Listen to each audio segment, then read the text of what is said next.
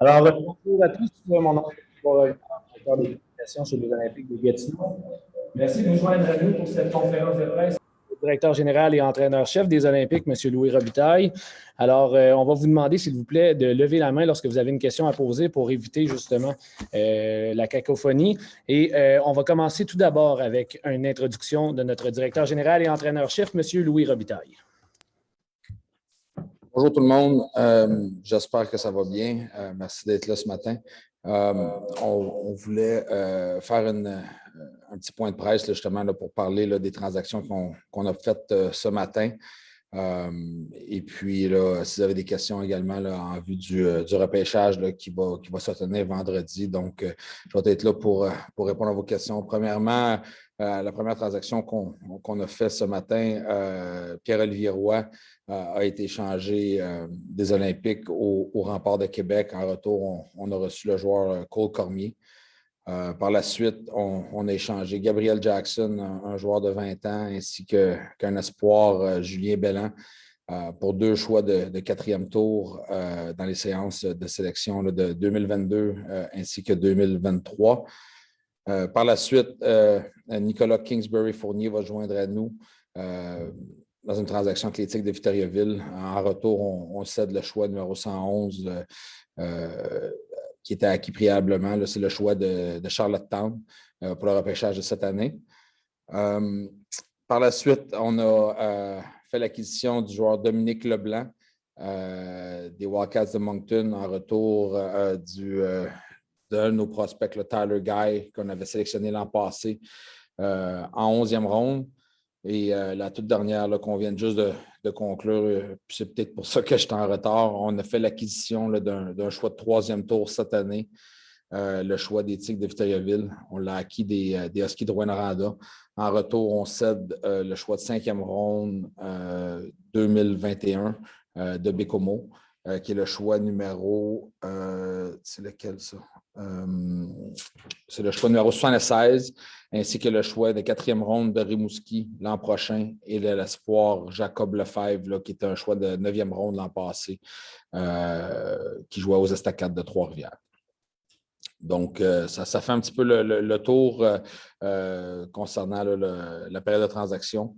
On est satisfait là, de pouvoir acquérir un joueur là, de la trempe de Cole Cormier chez nous. Je pense que c'est un marqueur né. C'est un gars qui a eu 41 points à l'âge de 17 ans. L'an passé, il a eu 18 points. Il a eu 7 buts. C'est un shooter pour nous. Je pense qu'on avait besoin là, dans le top 6. J'aimerais beaucoup aussi là, remercier là, P.O. Roy pour les services rendus là, à l'organisation. P.O., c'est un vrai professionnel. C'est un joueur qui a été ici 3 ans. Ça n'a pas été facile de le laisser aller. Tout comme quand je regarde le Gabriel Jackson, c'est un gars qu'on a acquis l'an passé, qui s'est vraiment là, établi comme étant un défenseur de qualité, un gros bonhomme. Je pense qu'il nous a rendu de fiers services, qui a joué des minutes de qualité pour nous. Mais comme on sait, là, avec le noyau de joueurs de 20 ans qu'on avait, on devait faire des choix. Et puis, en même temps, on voulait permettre à Gabriel là, d'avoir une belle continuité dans la ligue puis de jouer dans une équipe où il va pouvoir amener son expérience puis jouer des minutes de qualité. Excellent, merci beaucoup, Louis. Alors, on va enchaîner avec la période de questions chez les médias maintenant. On vous demanderait, s'il vous plaît, de lever la main dans la section réaction que vous pouvez voir en bas de votre écran. N'oubliez pas, une fois votre question posée, s'il vous plaît, de rabaisser la main, à moins que vous ayez une question supplémentaire. Et on va débuter ça à l'instant avec Yannick Saint-Denis du 104.7 Outaouais. Salut Louis, merci de te rendre disponible. Justement, dossier 20 ans, il en reste encore en théorie 4. Qu'est-ce que tu peux nous dire là-dessus? Est-ce que ce sera 3 de ceux-là? Est-ce qu'il y a encore des choses à venir? Qu'est-ce que tu peux nous dire sur le dossier des 20 ans? Bien, il en reste 4. On va voir là, présentement, le plan, c'est que les 4 vont se retrouver avec nous au camp d'entraînement. C'est 4 joueurs différents, 4 joueurs de qualité, puis on va voir là, ce qui va arriver là, par la suite. Ensuite, deuxième petite question concernant le repêchage. Bon, là, tu viens d'acquérir un choix de 3e ronde, tu en as un de 2e, ensuite ça va en 5e ronde.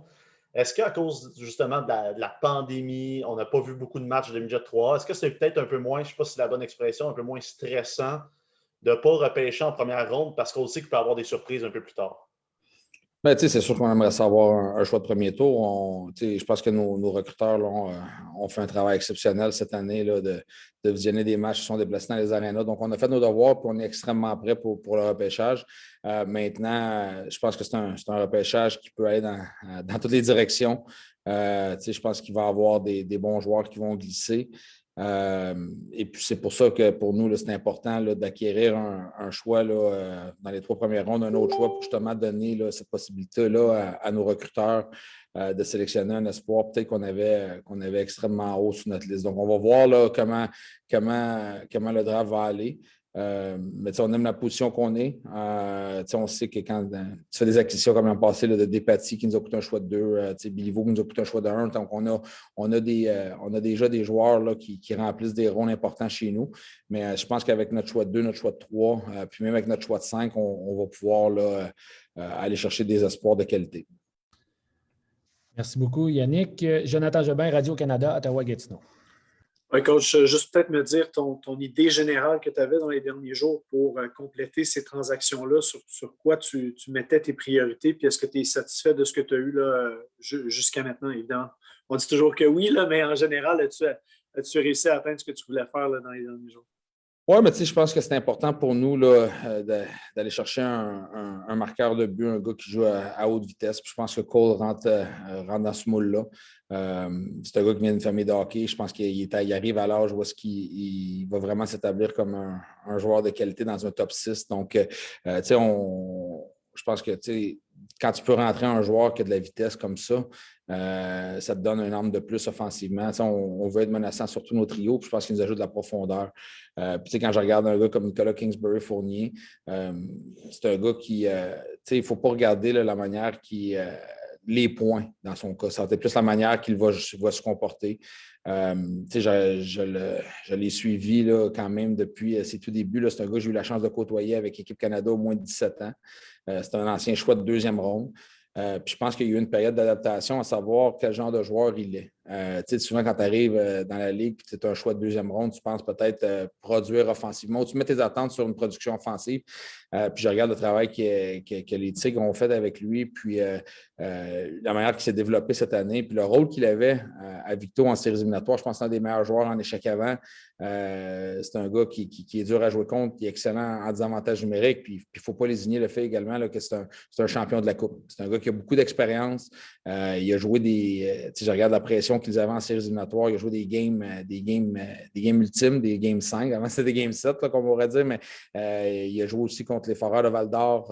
Donc, je veux vraiment qu'il s'en vienne ici et qu'il amène ce leadership-là chez nous. Puis je pense qu'également, là, un gars comme Leblanc, la profondeur qu'il nous amène, c'est un gars qui a joué dans la Ligue l'an passé. C'est un gars également qui était le joueur de centre de Samuel Savoie à Moncton, Midget 3A. Puis l'an passé, quand je regardais Sam jouer, je regardais toujours Leblanc, je me disais, Colin, il est bon, c'est un gars qui a de la vitesse, c'est un marqueur, il avait 24 buts, je pense, au Midget 3A. Puis même cette année, il a marqué 2 buts à Moncton, mais dans un rôle un petit peu plus limité. Donc, je pense qu'il est rendu à 18 ans. Je pense que c'est un beau pari pour nous, puis on espère qu'il va éclore chez nous. Et du côté de vendredi, tu l'as dit, là, qu'il y a beaucoup d'incertitudes. On ne sait pas trop où ce draft-là va se diriger. Avec tes derniers mouvements, est-ce que tu as l'impression que ça va t'amener à bouger encore vendredi ou ça va être de voir après la première ronde, étant donné que c'est sur 2 jours cette année? Exact. Je pense le fait qu'on ne sélectionne pas en première ronde, on va pouvoir s'asseoir après la première ronde et voir vraiment là, ce qui est encore sur le tableau, puis voir les espoirs. Je ne dis pas qu'on ne s'avancera pas en 2e ronde, je ne dis pas non plus qu'on ne se reculera pas. On va vraiment, ça va être de manager là, une fois qu'on va arriver à notre pic, voir c'est qui reste sur le tableau. Mais comme je te dis, je pense qu'en 2e ronde, on va pouvoir convoiter un espoir qu'on avait extrêmement haut. Un gars qui va jouer la médaille olympique, puis c'est ce qu'on veut. Si on veut rentrer des joueurs qui vont carrer dans notre philosophie, dans notre identité, puis on va sélectionner les meilleurs joueurs disponibles. Merci beaucoup, Jonathan. Est-ce qu'il y aurait d'autres questions pour Louis Robitaille? Oui, moi ici à Moncton. Allez-y, M. Leblanc. Oui, vous avez déjà répondu aux questions sur Cole et sur Dominique. Peut-être un commentaire de plus, Dominique Leblanc. Qu'est-ce qui a fait attiré votre œil, outre le fait qu'il s'est retrouvé avec... il était le joueur de centre de Samuel Savoie. Puis l'autre chose, est-ce que ça veut dire que vous allez porter une attention plus particulière aux autres joueurs de l'Atlantique lors du repêchage? Pour Dominique, pour moi, là, c'est un gars, c'est un choix de 8e ronde de la séance de sélection là, avant que j'arrive ici à Gatineau. Je ne le connaissais pas. Puis comme j'ai dit, là, en regardant Samuel Savoie, j'ai vraiment apprécié le jeu de Dominique. Et puis, c'est un gars je regardais là, même dans les matchs hors concours, il y avait eu un camp d'entraînement extraordinaire à Moncton. Il a joué du bon hockey pour eux. Je connais, en parlant avec Richie, je savais qu'il y avait beaucoup de profondeur. Donc, je ne pense pas qu'ils l'ont laissé aller de gaieté de cœur, mais en même temps, je pense qu'ici, il va pouvoir avoir une belle opportunité là, de continuer son développement puis de passer à l'autre niveau. Puis à ce qui a trait là, aux joueurs de l'Atlantique, on aime beaucoup, beaucoup de joueurs de l'Atlantique cette année parce que François, c'est une des équipes c'est les équipes qu'on a pu voir jouer le plus de matchs. Les jeunes au Québec, c'était plus difficile. On jouait en début de saison des matchs sans contact. Après ça, il y a eu une période d'inactivité. On a suivi des pratiques, mais les gars de l'Atlantique, on a pu vraiment pu voir là, leur progression à travers la saison. Puis je pense qu'il y a beaucoup, c'est un bassin où il y a beaucoup de bons joueurs cette année. Donc, ça va être intéressant là, de voir où est-ce que ces joueurs-là vont se situer dans le repêchage. Merci. Jean-François Plante du quotidien Le Droit. Hey, salut Louis. Juste pour quelque chose dans les technicalités, là, la fenêtre est fermée présentement. Puis elle s'ouvre quand là, pour vendredi ou samedi? Comment ça fonctionne? Vendredi, il va y avoir, s'il y a des transactions à voir, ça va être impliquant là, des choix de première ronde uniquement. Par la suite, il va y avoir une fenêtre le samedi. S'il y a d'autres transactions à avoir, là, je pense que Jeff, c'est avant la ronde 10 ou 12 là, qu'on a droit de faire des transactions. Puis après ça, elle va se refermer là, jusqu'au début du mois d'août là, avant le camp d'entraînement. OK. Puis l'autre question sur Kingsbury. On a vu que c'était un joueur de caractère dans les séries, tout ça. Mais il arrive à 19 ans. Ton équipe, là, en avant, c'est pas mal congestionné dans les deux premières lignes. Alors, lui, il s'en vient-tu ici là, en acceptant un rôle 3e, 4e trio? Est-ce que c'est ça que tu t'es assuré avec lui avant de l'acquérir? On veut de la compétition à l'interne. À ce qui a trait là, au positionnement des trios, ça va être, on va le voir au camp d'entraînement. Je ne veux pas étiqueter un joueur avant même qu'il arrive, mais en même temps, je pense que, comme j'ai dit, là, Nicolas connaît son identité, connaît son rôle, puis je pense que c'est de la maturité qu'il a acquis à travers les saisons. Il a été transigé à quelques reprises là, avant de vraiment éclore à Victoriaville. Puis c'est un gars avec Kevin qu'on avait déjà regardé là, quand j'étais là-bas. Donc, je connais la progression du jeune, puis c'est ce que je lui ai mentionné lorsqu'on a acquis ses droits. Je veux qu'il s'en vienne d'ici en jouant dans son identité. Je pense qu'on avait besoin de grosseur sur les ailes également. C'est un gars qui joue du hockey de playoff, c'est un gars qui est dur à jouer contre. Il s'en vient ici, que ce soit sur la première, le deuxième, troisième, quatrième trio. C'est un gars qui va avoir un rôle important pour nous. Merci Jean-François. Luc Chénier maintenant du 104.7 Outaouais. Salut Louis. Quand tu regardes ton équipe, tes vétérans qui reviennent dans l'alignement, tu t'es-tu dit, OK, j'ai 2 places, j'ai 1 place, j'ai 3 places à combler là, pour mon alignement, ou tu vas aller vraiment avec le camp d'entraînement, également le repêchage que tu vas faire vendredi? Tu ne veux pas, tu regardes la profondeur qu'on a présentement dans l'alignement. Quand tu acquiers des vétérans comme Kingsbury Fournier, c'est sûr que ça va peut-être amener une congestion. On veut une lutte au camp d'entraînement, on veut une lutte à l'interne, on veut passer à l'autre niveau, on veut avoir du succès. On est satisfait là, de la progression de l'équipe l'an passé, le fait que nos jeunes ont joué, certains vétérans ont acquis de la maturité, ont joué des minutes de qualité pour nous, mais pour nous, là, la saison qui s'en vient, on veut prendre un autre pas en avant. Donc, pour nous, d'avoir une compétition à l'interne, que les jeunes nous rendent les décisions difficiles au camp d'entraînement, c'est extrêmement important pour nous. Il y a aussi le fait là, que les joueurs qu'on va sélectionner cette année n'ont pas joué. Puis il y a les gars qu'on a draftés l'an passé. Moi, je ne les ai pas vus encore au camp d'entraînement l'an passé. On avait juste le droit à 34 gars. Luc, c'est difficile pour moi d'évaluer la progression des jeunes qu'on a sélectionnés l'an passé. Je pense que de cette manière-là, on se couvre également là, si on a des mauvaises surprises. Mais en même temps, comme je dis, on a entendu beaucoup de bien des joueurs qu'on a pris l'an passé. Donc, je m'attends à eux qui nous forcent la main, rendus ici. Je regarde à la défensive, on a le retour de 6 vétérans. On a un Boisvert là, que j'ai eu la chance de voir la semaine dernière sur la patinoire, que j'ai été agréablement surpris, puis très content là, de voir la manière qu'il s'est comporté. J'ai un Vincent Maisonneuve également là, qui a fait une bonne figure au entraînement l'année dernière. Donc, je pense qu'on a des joueurs là, qui vont pouvoir batailler pour des postes, plus les joueurs qu'on va sélectionner cette année et les agents libres là, qu'on va signer. Puis c'est une place, Louis, à bouger pendant le repêchage là, du côté des Olympiques. S'il y a un joueur qui est disponible, est-ce que tu as encore de la place pour justement bouger, t'avancer? Bien, on a toujours de la place. J'ai toujours de la place des bons joueurs. C'est qu'on on va rester à l'affût. Comme je te dis, on est confiant qu'on a des joueurs qu'on a ciblés qui vont glisser en deuxième ronde. On va avoir un excellent joueur. Mais encore une fois, Luc, si on a à bouger au repêchage parce qu'on ne veut vraiment pas perdre quelqu'un, mais ça va être une décision qu'on va prendre ici à l'interne. Là, ça va être sur le plancher, dans notre war room, parce qu'avant, c'est sur le plancher de danse du repêchage, mais ça va vraiment, là, on va vraiment suivre ça avec attention. Merci, Louis. Merci, Luc.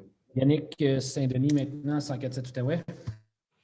Oui, Louis, je voulais savoir comment ça fonctionne quand tu as un gars qui est drafté dans la Ligue nationale, comme un gars comme Rémi, qui aurait peut-être la possibilité de tourner pro l'an prochain. La décision revient à qui? Est-ce que c'est toi qui es en contact avec tes stars, par exemple? Est-ce qu'on est assuré que Rémi revient l'an prochain? On est en constante communication avec eux. Rémi, s'il arrive au camp d'entraînement, puis il fait belle figure, puis il décide de le signer, on n'est jamais à l'abri de ça. Je pense que le plan pour eux, une fois que tu repêches un gars à 18 ans, c'est de terminer son stage junior. Je pense qu'un gardien de but, en plus, c'est d'avoir des minutes, de jouer des matchs de qualité, de continuer sa progression. Donc, j'ai parlé avec Rich Peverly à maintes reprises. Donc, je m'attends à ce qu'il soit de retour avec nous, mais encore une fois, il y a on peut avoir des surprises. Donc, c'est dur à dire présentement, puis c'est vraiment la Ligue nationale qui contrôle. C'est la meilleure ligue au monde, c'est eux qui ont ses droits, puis en même temps, on ne veut pas empêcher un joueur s'il a l'opportunité de jouer pro. On ne peut pas l'empêcher anyway, mais pour nous, là, on s'attend à ce qu'il soit de retour avec nous pour une dernière saison. Dernière question pour moi, peut-être. Il y a beaucoup de partisans qui auraient aimé ça, voir un gars local avec l'équipe, un gars comme Xavier Simoneau. Il y a eu des discussions, je pense, pour avoir un échange à plusieurs reprises. Qu'est-ce que tu peux dire de ce dossier? Qu'est-ce qui a fait que ça a avorté? Bien, ça a avorté. Ça prend 2 équipes pour danser. À un moment donné, il y a l'offre et la demande.